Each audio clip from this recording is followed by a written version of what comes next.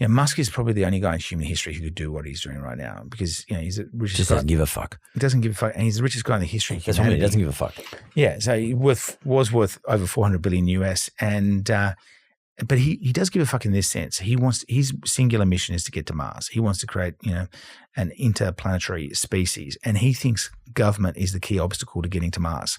So I think what Musk's insight has been is government, NASA, everyone, regulation is just blocking our progress and our capacity to get the human species sort of civilizing Mars. And so therefore, what do I need to do? Well, I need to get a sympathetic leader, somebody that I'm backing. So Musk more or less helped Trump win the election. And now that he looks like he's living in the White House, he's sort of permanently appended to Trump's hip. And Musk has the solutions to almost all of Trump's policy problems.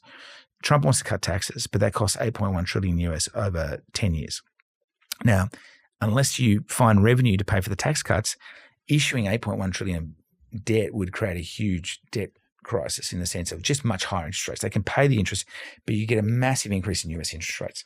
And that would be potentially catastrophic. So he needs the tariffs to pay for the tax cuts. This is what people didn't understand. He wasn't bluffing on the tariffs. He's dead serious on the tariffs because the tariffs he announced to date raise about $2 trillion of revenue.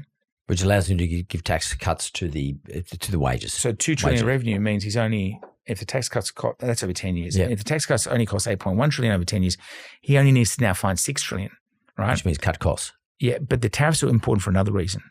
Basically, I think the US judges that over the last 30 years, the Western world took the view of there was a lot of vainglorious hubris post-World War II, which was democracies defeated socialism. And we have the dominant political and business model. And everyone in the world is going to buy into that model. And they're going to embrace it. And they're just going to become acolytes of our belief system. So the idea was we'll do free trade with everybody. We'll reduce tariffs. We'll get rid of protectionism. And the Russians and the Chinese, when they look at the prosperity in Europe, the UK, US, Australia, New Zealand, Canada, there's no way in the world they can't embrace that prosperity. So they're going to trade with us. They're going to reduce trade barriers, and they're going to ultimately migrate their political systems away from authoritarianism to democracies. Well, the Russians and Chinese basically, I think, thought we were pretty gullible. And so they just used those free trade opportunities to appropriate intellectual property, to use state-subsidized firms to build market share, control markets, build national champions, companies like Huawei, BYD, etc. And basically Western manufacturing shifted to China. The supply chain shifted to China. Remember, we used to talk about outsourcing. Outsourcing was great for Western companies because you could build it in low-cost China and bring it back to the US, and everyone benefited. The Chinese benefited and US consumers benefited through lower costs. But at some point, the penny dropped that the Chinese weren't going to sign up to the Western liberal democratic business model. Philosophically, no. And they weren't actually playing by the rules they had agreed to play because, the Chinese government was giving their firms all these unfair competitive advantages. And Musk is the best example. He builds a factory or factories in China, assuming he's going to sell zillions of Teslas to the Chinese, the biggest consumer market numerically in the world. And the Chinese just steal the IP and create a bigger, badder, stronger EV company called BYD that starts decimating Tesla's market share. So Musk's naivety created this monster in the form of BYD. So the Americans basically realized, actually, we need to reshore or domesticate all of our manufacturing. We need to bring back all the supply chains because now there's also security dependencies on the Chinese. I mean, the Chinese are making things that we use in our military kit, and we actually now recognize we may end up in a serious kinetic conflict with the Chinese. So Trump's plan with the tariffs is probably, if you don't believe in free trade, it's the right plan. And the other reason it's the right plan, and nobody understands this, is the US economy is an autarky. And what that means is it doesn't really trade with the rest of the world aside from the Chinese and their proxies like Mexico. So the US, we have a statistic called trade intensity, which is exports plus imports divided by your economy or GDP.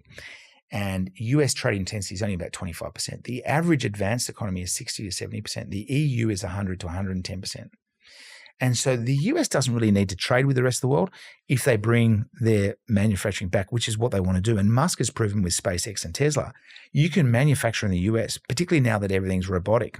labor costs are not such a big deal anymore because it's all automated. So that's the plan. It's the right plan because the US is the heart and hub of all the research, innovation, and genuine sort of entrepreneurship and commercial and business insight. And so it makes sense that if you can't trust the Chinese, you've got to bring your manufacturing back. That'll net benefit the US.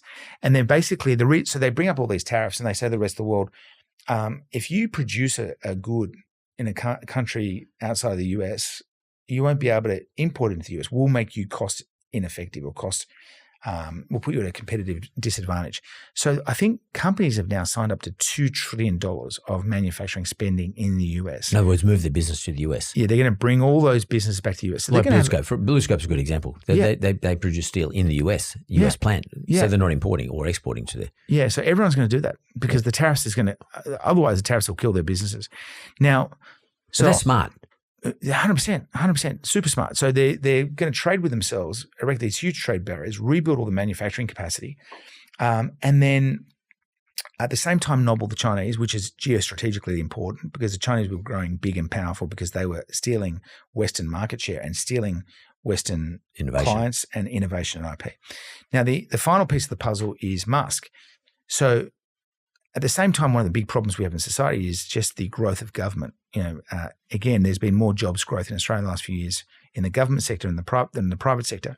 And Musk realizes that there's just massive corruption inside these bureaucracies and there's huge overreach, which is crushing innovation, it's crushing entrepreneurship, it's crushing idea generation, and it's basically crushing productivity and prosperity. So Musk is the only guy in the world, probably in human history, who's got the ability to go in there, and he did it with X or Twitter. He cut 80% of their workforce instantaneously and he built a better product. Yeah. So because he's the richest man in the world, he rocks up and he says, I want to get to Mars, but I've got to remove the public obstacles. At the same time, my mate Trump has promised 8.1 trillion tax cuts. Well, if I just reduce government spending, this is Musk's model. If I reduce government spending by 15%, which is not that much, you and I have run businesses. We run businesses. If we have to cut costs by 15%, done, easy, right? If we need to. Now, in the US, you've had untrammeled, historic, unprecedented government growth for decades, right? But particularly since the pandemic.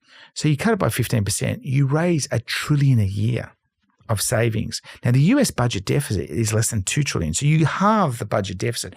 So over 10 years, you're basically generating $10 trillion of savings. So Musk's cost-cutting program alone pays for all the tax cuts and some. Right? And the truth is, I reckon they could cut government spending by 30%, if they really went hard. So 15% is probably just the beginning. Now, the problem for the global economy, the problem for interest rates and the problem for Australians is this, and for your super balances. They've got to do the government spending cuts fast and hard because they've got to do them before the midterm elections in November 26, because otherwise at that point they could lose control of Congress. Unless you get an extended period. But they're working on that now. So they want to get a third term. No, this is the midterm elections. So I'm sorry, but they've got a short period to get all this done. Is your point? Yeah. Yeah, exactly. So they want to get it done hard and fast. So the government spending cuts, they've already done $135 billion, and so there's obviously a lot more coming. So that comes hard and fast. The trillions of dollars in new manufacturing investment, which will credit a huge growth engine, that's going to come later. So you've got this asynchronicity in the timing of. You get a negative demand shock. So they're destroying public spending on the one hand immediately, but on the other hand, the growth engine comes later. And so what that means is you probably get a bit of a recession in the US in the next couple of quarters, or at least a growth air pocket. And that at the same time probably emboldens the Fed to start thinking about cutting rates. You will get this temporary inflation shock, but it is temporary. Yes, consumer inflation expectations are elevated, but I think the Fed will probably continue cutting rates, particularly when they see the negative growth data from the Doge initiative run by Musk. And then the other thing is the trade war is creating mayhem in markets. So US equities have dropped 10%, Nasdaq's dropped 13%. People are very risk averse, very nervous. So you might say, well, what about his tax cuts? Well, chances are people are going to save a lot of those tax cuts and they won't spend them. So I think in the short term, this is very bad for markets because markets can't see past their nose. Okay. Markets are going to focus on the growth shock, the fact that companies that service governments are not going to be earning nearly as much money, all those consulting firms, all those building contractors, all the service providers to the US government are going to get butt bashed by Musk. And that's short-term very negative. But in the long term, it's super positive because you're going to get this massively revitalized US manufacturing industry and trillions of dollars in new investment in productive equipment that's going to create a lot of autonomy for the US. The US won't be relying on anyone by the end of this program.